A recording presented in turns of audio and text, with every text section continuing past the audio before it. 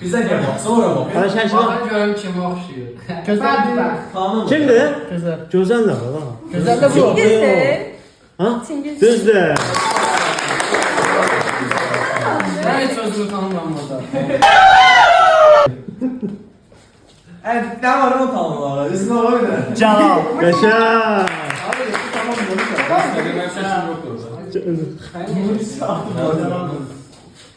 Bilsən o balacalığa keçər. Ayda, çok lazımdır. Ebiyo təxmin elə. Bilmədim. Təşəkkürlər. A few moments later. Gözəldir. Qəşəng.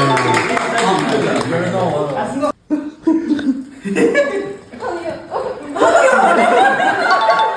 Qəşəng.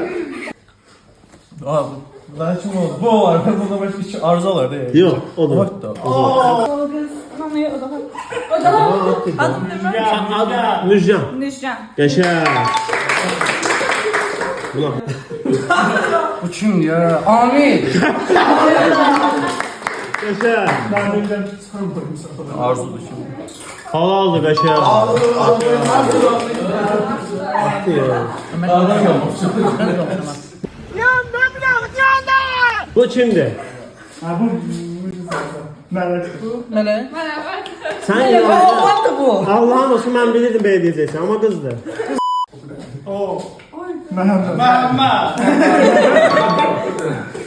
Sonuncu. Bax, arxaya keçib cavabı deyərsən. Kesmişlere geldi. Bilmədim, gel. Kime değil? Bu olanlardan değil ki.